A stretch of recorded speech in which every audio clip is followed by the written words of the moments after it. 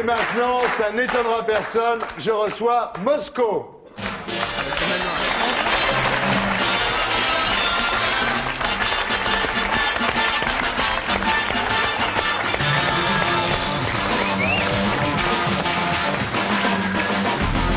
Arnaud Clément, Pierre Moscovici, ministre des... Moscovici, Non. Moscovici, ministre des Affaires européennes depuis 97. Laure Sinclair, la fille d'Anne Sinclair. Et Laurent Ruquier, que vous connaissez bien entendu. Donc vous êtes ministre des Affaires européennes depuis 97. Et en même temps c'est normal parce que vous êtes né en 57. C'est-à-dire l'année du marché commun et du traité de Rome. Donc vous aviez une espèce de prédestination pour ce ministère.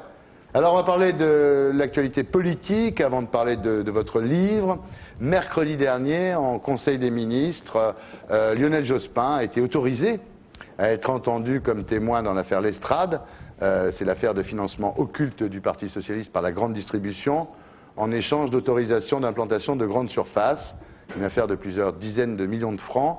Il a été autorisé, je dis, non seulement par le gouvernement, mais par le chef de l'État, puisque l'ordre du jour est proposé par le Premier ministre, mais il est accepté par le chef de l'État. Oui, en effet. Bon, vous savez, depuis que ce gouvernement est là, aucun ministre n'a refusé de témoigner dans une affaire. L'avantage de Jospin, c'est qu'il est déjà blanchi, lui. Voilà. Non, mais je crois que personne ne s'y est trompé. Hein. Ouais. Lionel Jospin n'est pas mis en cause dans cette affaire, et par ailleurs, quand la justice lui demande quelque chose, même en présence du président de la République, il y va. Ouais. En tous les cas, c'est la première fois qu'un Premier ministre en exercice est entendu comme témoin dans une affaire de justice. Voilà, c'est quand même un précédent.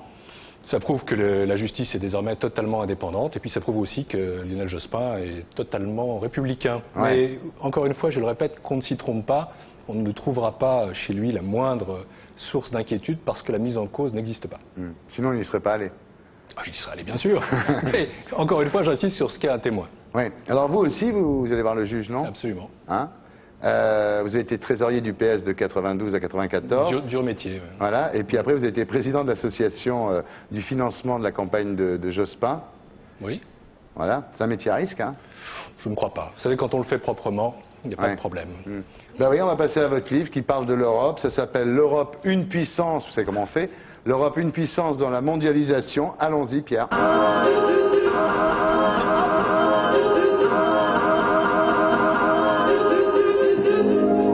Voilà. Alors, c'est pas un bilan, hein, votre bouquin. C'est plutôt tourné vers l'avenir, d'une certaine façon, Oui, non? je pense que le bilan, de toute façon, est un élément qui consolide l'avenir. On dit ce qu'on a fait pour montrer un peu quelle est la cohérence et puis aussi pour voir comment ça peut se projeter, ce qui a fonctionné, ce qui n'a pas fonctionné, puis ce qui doit se faire demain. Alors, vous dites que l'Europe est à la croisée des chemins. Oui, c'est vrai que dans les années qui viennent, on va avoir des échéances qui sont très importantes. Le 1er janvier 2002, ce sera l'euro. En 2003, on ne le sait pas bien. Ouais. Il y a probablement une dizaine de nouveaux pays qui vont adhérer à l'Union européenne. La Pologne, la République tchèque, la Hongrie, des pays qui étaient auparavant dans ce qu'on appelle le bloc soviétique. Et c'est quand même pas rien, parce que c'est la réunification de l'Europe. Alors justement, l'élargissement, Chypre. Attendez, est-ce qu'il ne faudrait pas que Chypre soit réunifiée avant qu'on l'accepte dans l'Europe? Il faut expliquer que Chypre est une île divisée depuis 1974 entre une partie turque et une partie grecque. Et effectivement, si on incorpore dans l'Union européenne une ligne de frontière, une ligne de fracture, ça peut poser des problèmes. C'est pour ça que nous disons qu'il faut effectivement qu'il y ait une solution politique à Chypre, en même temps que Chypre adhère à l'Union européenne. En fait, l'admission dans l'Europe, c'est une façon de réunifier Chypre. Disons qu'il serait préférable que les deux se fassent ensemble. Ouais. La Hongrie. Très beau pays. La Pologne. Sans problème. Encore une fois, avec des réformes qu'il faut faire. Je pense par exemple à nos agriculteurs qui vont trouver là des concurrents redoutables. Mais la Pologne, c'est quand même le plus grand pays d'Europe de l'Est. C'est un superbe pays. C'est un pays qui est lié à la France historiquement. Donc la Pologne doit être bien sûr dans l'Union européenne. Ouais. Les 3 républiques baltes. C'est un peu loin, mais c'est très beau. Ouais. La Corse? La Corse dans l'Union européenne, bien sûr. Et dans la France aussi, accessoirement. La Tchéquie, la Slovaquie. Alors, tous ces pays vont rejoindre l'Europe. La Slovénie, Malte. Alors, les problèmes, ceux qui risquent de ne pas rentrer dans l'Europe, c'est la Turquie. La Turquie, plus tard, parce qu'il y a quand même des problèmes qu'on connaît, des problèmes de droits de l'homme, des problèmes de minorités. Ouais. Il y a la peine de mort en Turquie, et en Europe, elle n'existe plus. Oui. Non, mais on est plus les chiottes, faut viser juste. Hein, on n'est plus dans Midnight Express quand même, c'est des choses qui sont... Ça a changé, semble-t-il. Et donc la Turquie, oui, mais plus la tard. Turquie, la Bulgarie, qui a des problèmes aussi pour pouvoir rentrer dans l'Europe. Mais il y a maintenant un Premier ministre qui est roi, ou un roi Premier ministre, donc ça peut arranger les choses. Je dirais dans 15 jours, je ferai connaissance de sa Salut, majesté républicaine. Et alors la Roumanie, qui est le pays de votre famille, comment ça se fait qu'ils n'ont pas le droit de venir, la Roumanie? Parce que la Roumanie a été terriblement dévastée par Ceausescu, parce que c'est Ouais. un pays très pauvre et qu'on ne peut pas importer ça non plus dans l'Union européenne, mais il est très important pour nous que la Roumanie reste Ouais. dans la course, parce que c'est le plus grand pays francophone d'Europe de l'Est. Ouais. Vous savez, tout le monde parle français là-bas. Oui. Un truc que je comprends pas sur l'euro, moi. Pourquoi on a pris une monnaie unique et pas une monnaie commune? C'est un peu la même chose, sauf que la monnaie C'est commune... pas la même chose parce que la monnaie commune aurait permis de conserver le franc parallèlement à l'euro, alors que la monnaie unique, on aura tous l'euro. Ça aurait été plus confus. Moi, je crois que Ah l'euro bon est un facteur d'unification. Le jour où on a tous la même monnaie, honnêtement, on a l'impression d'appartenir à une même entité politique, et c'est ça qu'il faut faire, qui s'appelle l'Europe. Sur l'euro. Ben, je vous en prie. 1 euro, c'est 6, 55, 97, etc. 2 euros. 2 euros multiplié par 2. Ah, mais ça fait combien? C'est plus dur, hein, déjà. Le calcul mental n'a jamais été mon fort. Mais vous savez, avec les calculettes, c'est très simple, parce que l'euro, vous ne penserez Attendez même plus les après calculettes, qu'il- attendez, Pierre, on Vous va ne- pas tous se balader vous avec ne- les calculettes Vous toute ne la penserez journée. plus, le 17 février, c'est-à-dire quand il n'y aura plus de francs en Ouais. circulation, à ce qu'était le franc. Vous vous en souviendrez pas. C'est finalement très simple, parce qu'avec les anciens francs, c'était très bête. Vous aviez 100 francs. Alors, il y a des gens qui continuent à parler comme ça 50 ans après. Avec l'euro, vous ne pourrez pas faire le calcul de tête. On sera obligé. On sera obligé. Voilà. Ouais. Le jour où l'euro sera là, le franc aura disparu. Vous n'avez pas peur que l'euro, avant les élections présidentielles, ça apporte des voix à des gens comme Chevènement, Pasqua, Le Pen, Maigret et compagnie, parce que Je ne les mets pas tout à fait tous dans le même panier, quand même. ils sont tous souverainistes, disons, Ils sont anti-européens. tous Pas de la même façon, honnêtement. Il y a des anti-européens qui sont des gens un peu conséquents et d'autres qui sont des extrémistes de droite. Ouais. Ne confondons pas. Ouais. Mais je ne crois pas. Moi, je crois que ça va bien se passer. Ce que je constate, c'est que plus on approche de l'euro, plus les gens ont envie que ça se fasse. Ouais. Les sondages sont meilleurs en meilleur. Ouais. Non, c'est une opération, encore une fois, dans laquelle moi j'ai une très très grande confiance. Ouais. Bah, vous êtes énarque en même temps, hein. Quel rapport? On va en parler. Bien, alors vous parlez de l'Europe sociale, de l'Europe culturelle, qui doit se différencier du modèle américain. Vous ne croyez pas que l'Europe ne peut réellement se construire que par opposition aux États-Unis? Il y a une partie de ça, il y a une partie de confrontation intellectuelle, de confrontation économique. C'est pour ça que je souhaite que l'Europe soit une puissance, parce qu'il ne faut pas que dans le monde, il n'y ait qu'une seule puissance. Mais en même temps, moi c'est peut-être original, Ouais. j'aime bien les États-Unis. Je trouve Ouais. que c'est un grand pays. Enfin, depuis le début de la crise qui a commencé le 11 septembre, vous ne trouvez pas que l'Europe est un peu suiviste par rapport aux États-Unis, non? Écoutez, moi j'étais... On est quand même alignés tous sur la ligne britannique, là, c'est Blair le chef, non? Non, franchement non. Moi le 11 septembre, j'étais entre Ouais. Washington et Boston, et Ouais. j'ai survolé New York à 9h15, j'ai vu de la fumée. C'est fou. En plus, j'ai passé une semaine aux États-Unis, et honnêtement, il faut se souvenir quand même qu'il y a 6000 types qui ont été tués dans quelque chose qui est aussi un symbole de ce que nous sommes, c'est-à-dire de la démocratie. Donc on n'est pas suiviste, on est en train de lutter contre quelque chose qui nous concerne, ça n'arrive pas qu'aux autres, qui est le terrorisme. Et donc moi je crois que dans cette affaire, la solidarité, elle se mégote pas. Alors après, on peut faire plus ou moins de gesticulation, on n'a pas tout à fait les mêmes réactions. Les Anglais, les Allemands, les Ouais. Français, c'est pas pareil. Ouais. On est tous dans la solidarité, et je crois qu'honnêtement, on voit d'ailleurs avec ce qui est en train de se produire actuellement en Afghanistan, il fallait le faire. Mais la France a toujours eu, c'est à remonte au général de Gaulle, la France a toujours eu une politique arabe que n'ont jamais eu les Américains, vraiment. Disons qu'on a une politique qui est plus équilibrée. Il est important qu'on continue à faire entendre au Proche-Orient. Je pense notamment à la reconnaissance de l'État palestinien. Ouais. Alors, à la sortie, c'est quoi l'Europe? Vous dites une fédération d'États-nations, ça veut dire quoi? J'avoue que c'est pas très simple. C'est Delors qui disait ça, mais oui, oui. c'est un ensemble Ouais. dans lequel on transfère à Bruxelles, disons au niveau européen, un certain nombre de compétences. On fait une défense européenne. Ouais. Il faut qu'on fasse une justice européenne. On bâtit des éléments de police européenne. On a une monnaie commune. Et en même temps, nos nations restent ce qu'elles sont. Moi, je suis européen. Pas seulement parce que je suis né en 57, et je suis français. Ouais. J'ai pas envie de renoncer à la France pour bâtir l'Europe, mais je pense en même temps qu'il faut être plus européen qu'on l'est aujourd'hui. Moi, je suis pour qu'il y ait une poussée européenne, une ambition européenne. Vous y croyez, Laurent, vous? À l'Europe Oui, plutôt. Oui, moi, je suis Ouais. plutôt européen aussi, oui, j'y crois. Et l'euro, je trouve ça très bien. Il y a aucun problème. L'euro, vous trouvez ça très bien? Oui, ça va être amusant. On va essayer de s'y retrouver. C'est un jeu. Il faut prendre ça comme un jeu. Ah oui, d'accord. Ouais. 3 euros. 3 euros, c'est la prochaine défaite de l'Olympique de Marseille. Pierre Moscovici. L'Europe, une puissance dans la mondialisation. C'est aux éditions du Seuil. On va parler de votre vie.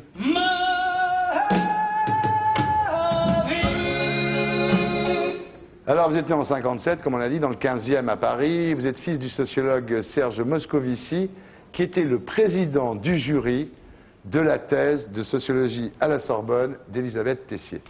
C'est vrai. Il dit quoi, votre papa?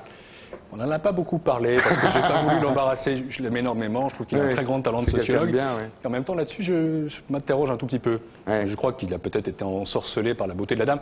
Mais ce qu'il m'a expliqué, quand même, c'est que c'était un travail sociologiquement sérieux. Et pourquoi ne pas traiter de l'astrologie comme un phénomène sociologique? C'est-à-dire que lui ne pense pas qu'elle ait essayé de faire du prosélytisme pour l'astrologie. Bon, ça se défend. Je suis incapable de le dire. Honnêtement, j'ai pas lu cette thèse de 900 pages. Je suis sûr qu'elle est passionnante. Je suis pas sûr non plus que ce soit la meilleure opération de sa vie. Enfin bon, je l'aime quand même. Ouais. Moi, je crois beaucoup à Elisabeth Tessier, hein, de toute façon. Ah bon? Ah bah, elle donne tous les programmes 15 jours à l'avance dans Télé 7 jours.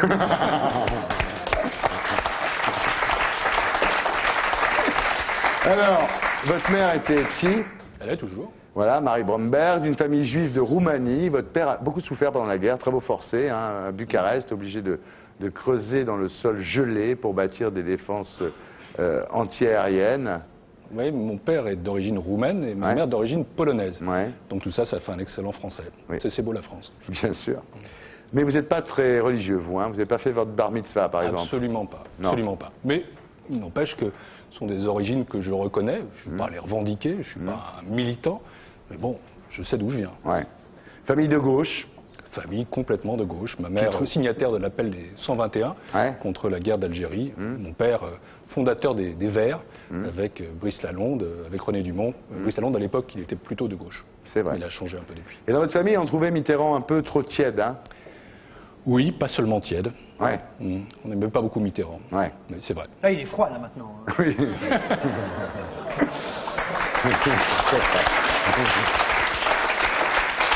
Pourquoi vos parents étaient au courant sur la Francisque, sur l'amitié avec Bousquet, tout ça? Ouais, Ils avaient non, des... l'amitié avec Bousquet, on l'a découvert plus tard, mais c'est vrai que Mitterrand, pour des gens de la génération des parents et pour la mienne, c'était un homme qui venait un peu de la 4e, il y avait un rapport à la guerre d'Algérie, justement, qui n'était pas le même.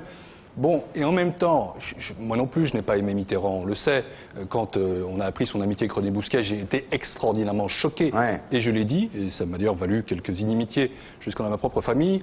Mais enfin, on a quand même un peu une dette à l'égard de François Mitterrand, je le dis en tant que socialiste, puis en tant que Français, parce que je crois que le 10 mai 80, qu'on soit de gauche ou de droite, tout le monde se rend compte que c'était nécessaire.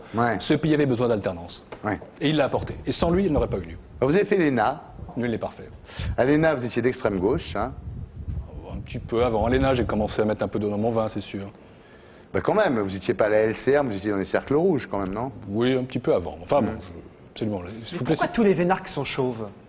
Fabius, Giscard, c'est vrai, ça travaille le crâne? Non, je crois que Fabius et Giscard étaient déjà chauves à l'ENA, alors que moi, il avait les cheveux longs et bouclés. Tignasse bouclée, que je regrette. Il y a des fois où la nuit, j'en rêve encore. C'est vrai? Eh oui, je me vois chevelu. Pourquoi les énarques ont si mauvaise réputation? Je pense qu'elle est en partie méritée, parce qu'on trouve beaucoup dans cette école des gens qui ont un esprit de caste, d'autopromotion, pas de copinage, mais un peu on se renvoie à l'ascenseur, puis sans doute de l'arrogance. Cela dit, les choses ont changé. C'est presque une insulte en France, énarque, aujourd'hui. Hein. C'est difficile. Moi, j'en parle peu. Moi, je vous en parle. À mes électeurs, j'essaie de leur faire oublier. Est-ce que votre passé d'extrême gauche vous rapproche de Jospin? On n'a jamais parlé. Ah bon? Pourquoi? Jamais. Pourtant, de toute façon, c'est pas exactement la même extrême gauche. Ben non, lui, et puis c'est pas le même moment. Lui, il était OCI, vous étiez LCR, mais vous êtes quand même assez copain avec Jospin. Oui, c'est copain, oui. Une certaine complicité quand même. Ami, vous pouvez dire, oui. Ami de 30 ans ou ami? Ami de 15 ans, maintenant. Donc il en reste encore 15, à peu près de bons. Il est secret quand même, non?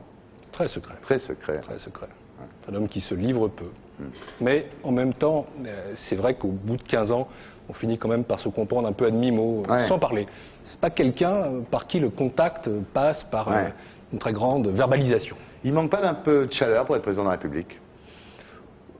Je crois que le président de la République, c'est pas exactement un concours de beauté, que c'est pas le prix Orange. La question, c'est pas de savoir qui est le plus sympa. Oui, sur le fond, vous avez raison. Sur le fond, vous avez raison. Vous savez bien comment ça se passe. J'ai passé avec Jospin. À un moment, il fallait mettre la main au cul des vaches, comme on dit. Oui, je sais faire quand même. D'abord, il l'a montré par le passé, en 95, en 97. Puis moi, j'ai passé avec lui des soirées où je l'ai vu extrêmement gai, extrêmement sympa. Il se lâche. Il chante beaucoup, très belle voix. Et oui, montagne, Pyrénées, moi, je peux pas le faire. Une vraiment très belle voix. Et puis, je me souviens, on avait fait un meeting en Suisse. Il y avait des corps des Alpes qui étaient là. On était restés à faire la fête jusqu'à 5 h du matin. Jospin. Jospin. Ben Lionel, quand tu veux, fumer un pétard à la maison, il n'y a pas de souci, tu passes. Alors, quand vous avez été nommé ministre en 97, vous avez fait une grosse gaffe. Énorme. Vous vous en souvenez de ça? Eh oui. C'était pendant les négociations du traité d'Amsterdam.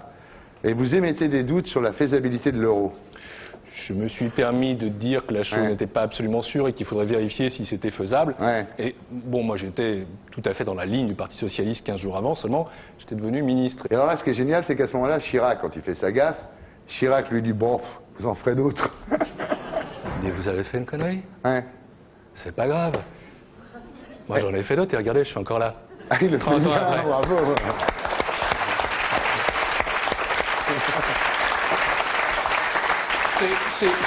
C'est pas ça qui le rend sympathique à mes yeux. Ouais. C'est un homme aimable, mais en politique, c'est quand même un tueur. Hein. En 2000, quand la France assume la présidence de l'Europe, la presse étrangère vous prend vraiment en grippe. Hein. On dit que vous êtes cassant, méprisant, orgueilleux. Et même, beaucoup plus grave, Die Zeit, le journal allemand, explique vos problèmes avec l'Allemagne à cause des soucis, des malheurs qu'a connus votre famille en Roumanie du temps du fascisme. On dit que vous somnolez quand une intervention vous ennuie, que vous n'êtes pas diplomate, que vous êtes le roi du passage en force. Alors, vous avez fait les vôtres là. Diplomate, ça c'est vrai que je ne le suis pas. Ouais. Mais je travaille beaucoup avec des diplomates. Ouais. Non, je crois que les affaires sont un peu compliquées dans cette mésentente entre la presse, notamment allemande, et moi. C'est vrai qu'un journaliste dans Die Zeit avait écrit « Il n'aime pas l'Autriche », vous savez, parce qu'il y avait une alliance Ouais. avec les fachos là-bas, Ouais. Jörg parce qu'il est Haider. juif. Mm. Et un autre journal français, cette fois-ci, un journaliste dans Libération, avait expliqué « Il n'aime pas l'Allemagne parce que ses parents ont souffert pendant la guerre ». Permettez-moi de dire que je trouve ça à la fois débile et scandaleux. Et antisémite, d'une certaine façon. D'une certaine Ouais. façon, oui. Parce que si vous voulez, si on disait maintenant que les Allemands n'aiment pas les Juifs parce qu'ils les ont persécutés, ce ne serait pas non plus quelque chose Oui. de tout à fait recevable. Ouais. Donc, non, je crois que simplement j'ai essayé de faire quelque chose et que c'était pas facile. Dans une situation, vous savez, en Europe, il faut toujours décider à 15 et il y a parfois des conflits quand même. Ouais. Dites-moi,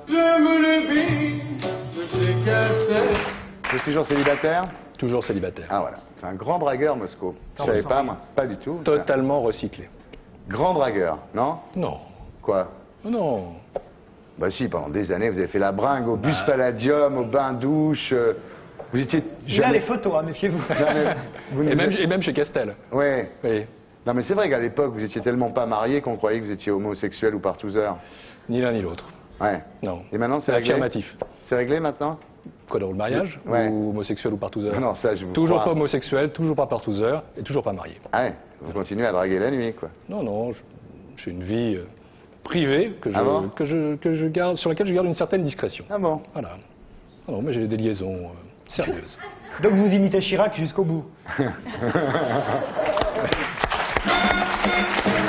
Moscovici, l'Europe une puissance dans la mondialisation. Et c'est au seuil